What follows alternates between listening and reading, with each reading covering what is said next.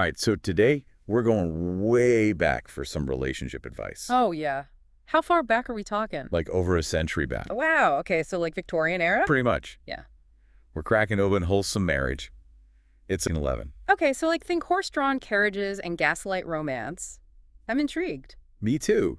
And just to spice things up a bit, we're going to be weaving in some insights from the book of Revelation. Now that's an interesting combo. What's the connection there? Well, you know those messages to the seven churches in Revelation? Yeah. Some folks see parallels between those messages and the kind of advice Schellhammer gives for building a strong marriage. Okay, I'm starting to see where this is going. So we've got ancient biblical cities and early 20th century wisdom, all about modern love. Exactly. It's like they both point to something deeper than just saying, I do. Yeah, it's like they're both saying marriage takes real effort and intentionality. Totally. Yeah.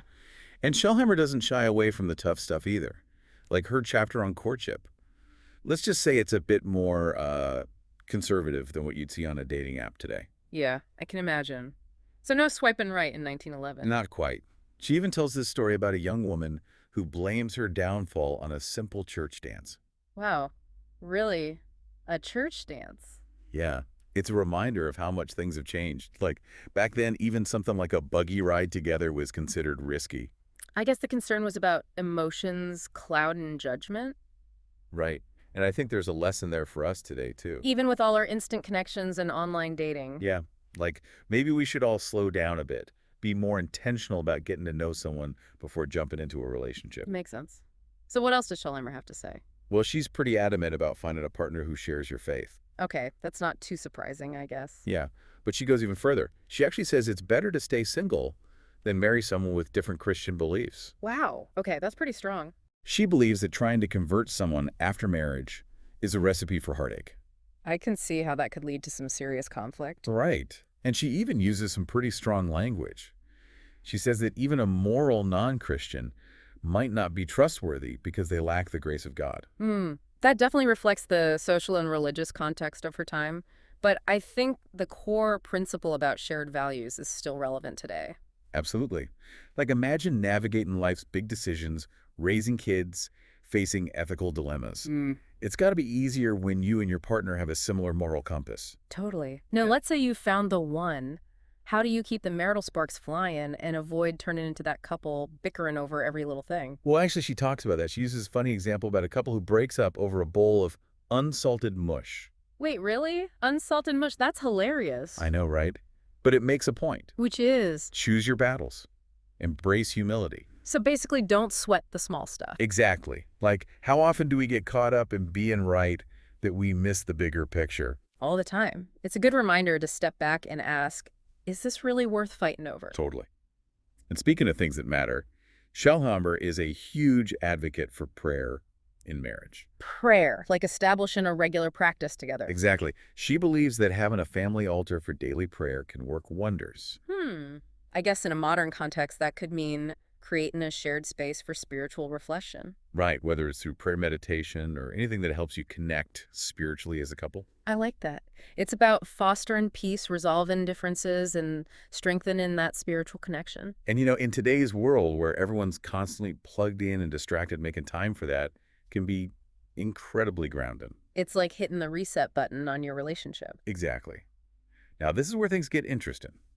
Schellhammer has some specific advice for both husbands and wives. Okay, I'm all ears. She starts with, wives, submit yourselves, but there's a catch. A catch? Oh, I'm intrigued. Tell me more. Well, she immediately clarifies that obedience to God comes first. Okay, so it's not about blind submission. Exactly.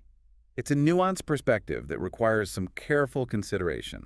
Especially in light of modern ideas about equality and autonomy. Right, so how do we reconcile those seemingly conflicting ideas? I think it's about shifting the focus from blind obedience to mutual respect and shared decision-making. That makes a lot more sense. It's about recognizing that each partner brings their own strengths and weaknesses to the table and finding that balance of power that honors both individual. Totally. Now, does she let the husbands off the hook? You know her. Not a chance. I didn't think so. She calls them out for being unsociable, inconsiderate, even driving their wives to seek companionship elsewhere. Wow, she doesn't hold back, does she? Nope. It's a reminder that building a happy marriage takes effort from both sides. So what's her advice for husbands? She encourages them to be more present and engaged in their marriage. Okay, so put down the phone, step away from the TV, and actually connect with your wife. Pretty much. She also emphasizes the importance of participating in church life, handling finances responsibly, and avoiding pettiness. Basically, be a good partner and a good man. Exactly. And you know what's interesting? She even touches on the well-being of children. Oh, really? How so? She cautions parents, especially when it comes to their sons, about giving them too much freedom. So it's about setting boundaries and instilling moral values? Right, because she believes that upbringing has a huge influence on future happiness and success. That makes sense. It's about recognizing that our choices as parents have long-term consequences for our kids. Totally. And here's another surprise. She dives into the importance of considering hereditary diseases before marriage. Wait, hereditary diseases? What does that have to do with marriage? Well, she recognized even back then that family health history could play a role in building a healthy family. Wow, that's pretty forward thinking for 1911. I know, right? It's like she's saying, hey, love is important, but let's not forget about practical matters, too. Exactly. And, this ties into something really interesting. Schellhammer draws a parallel between the lukewarm church of Laodicea, criticized in Revelation, and lukewarm marriages. Oh, yeah. Explain that one to me. Well, remember how Christ threatens to spit them out for being neither hot nor cold? Yeah, that's a pretty vivid image. Right. Well, Schellhammer sees a connection between that lukewarm faith and the dangers of complacency and apathy creeping into relationships. I see. So it's not just about avoiding major blow-ups, but about actively cultivating passion and intentionality in your marriage? Exactly. And just as the faithful Church of Philadelphia is commended for its perseverance and promised an open door of opportunity, she suggests that couples united in faith and purpose open themselves to greater possibilities and blessings. I love that analogy. It's like saying when you're both rowing in the same direction, the journey is smoother and the destination is more rewarding. Exactly. So we've covered a lot of ground here, from choosing a partner and navigating courtship to communication, prayer, and even a bit of biblical history. Yeah, it's been quite a journey through time. But before we dive into the next part of our exploration, I'm curious to hear what's resonating with you so far. Yeah, what stands out from Schallhammer's advice? What new questions or insights are bubbling up for you? So, as we were talking about choosing your battles and finding harmony, Right? I was reminded of Schellhammer's advice on handling finances. Oh, yeah. Finances always seem to be a hot button issue for couples. Exactly. And her take on it is, well, it's a little unexpected. Really? How Well, so? she seems to be a big advocate for giving wives control of the household budget.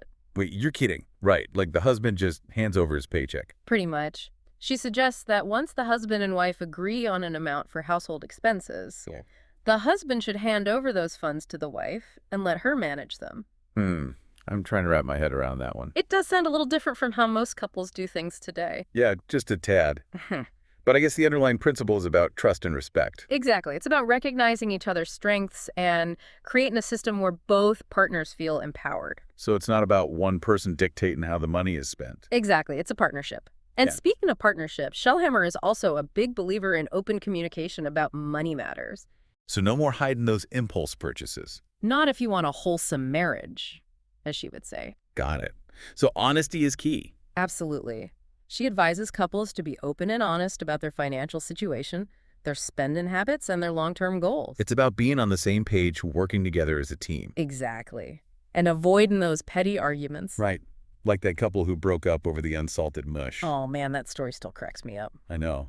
But it highlights a bigger point, right? About choosing your battles and not letting the little things derail your relationship. Exactly. And speaking of words, Schellhammer has a lot to say about communication in general. Yeah, words can make or break a marriage. She believes they have incredible power to build up or tear down a relationship. Absolutely. It's not just about what you say, but how you say it. Right.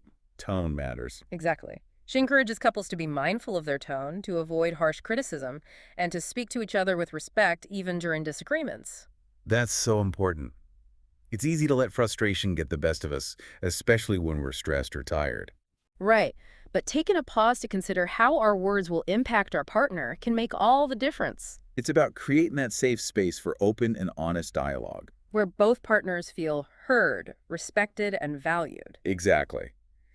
And beyond those deep conversations, she also stresses the importance of simply spending quality time together. Oh, yeah. Put down the phone, step away from the screens. and actually engage with each other. Exactly. What does she suggest couples do to nurture that connection? Well, she encourages couples to make time for dates, shared hobbies, Yeah. or anything that brings joy and laughter into their lives. So basically, keep the fun alive. Pretty much. She wants couples to remember why they fell in love in the first place. Yeah, that makes sense. And I think that's something we can all benefit from, whether we've been married for 5 years or 50 years. Absolutely. Yeah. Now, here's a chapter that might surprise modern readers. Oh, I'm intrigued. It's called Dangerous Beginnings, and it deals with physical affection in marriage. Okay, now that's definitely going to raise some eyebrows. She basically cautions against even seemingly innocent physical contact with anyone other than your spouse. Wow, that's pretty strict. It definitely reflects the social context of her time. But I think the underlying message is about guarding your heart and protecting your marriage against infidelity. Right. It's about recognizing those subtle ways we can compromise our emotional fidelity, even if no physical boundaries are crossed. Exactly. It's about protecting your marriage from anything that could erode trust, intimacy, and commitment. And that's a message that's just as relevant today as it was Yeah, back then. totally. So we've talked about finances, communication, even a little bit about physical affection. Right. A lot to unpack there. But one thing that keeps coming back to me is this idea of purity. Purity. Yeah. Yeah. Like Schellhammer really emphasizes both physical and spiritual purity as being essential for a strong marriage. I see what you mean. It's like she's saying, guard your heart, your mind, and your body from anything that could compromise your commitment. Exactly. And remember how she even cautioned against what she called spiritual affinity with someone other than your spouse. Yeah. She described it as a dangerous emotional connection that could lead to infidelity. Right. It's a reminder that infidelity isn't just about physical actions. It's about emotional and spiritual betrayal, too. It's about protecting your marriage from anything that could erode that foundation of trust and intimacy. And you know what?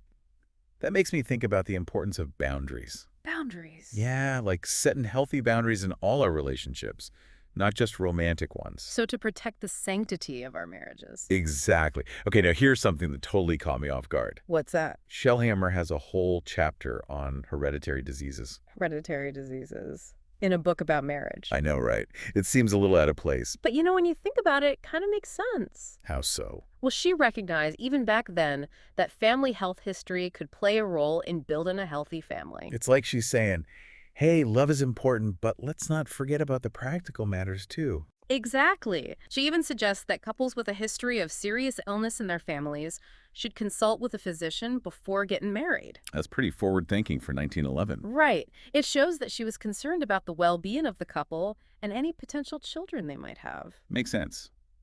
Now let's talk about her advice for parents. Oh, yeah. She has some pretty strong opinions on child rearing.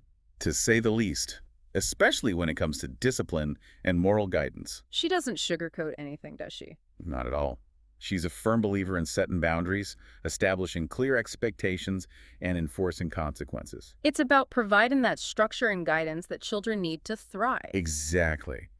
And while she emphasizes discipline, she also stresses the importance of expressing love and affection. Right. It's about finding that balance between firmness and warmth. So basically, discipline with love, not anger. Exactly. And for Schellhammer, it's not just about raising well-behaved children. It's about raising children who have a strong moral and spiritual foundation. So it's about instilling those values that will guide them throughout their lives. Exactly. She believed that a solid faith foundation was essential for navigating the challenges of life. And for finding true purpose and meaning. Right.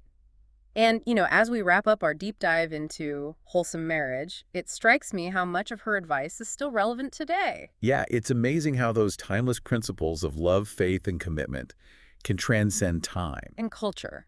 Exactly. I think what stands out to me most is her emphasis on intentionality. Intentionality. Yeah.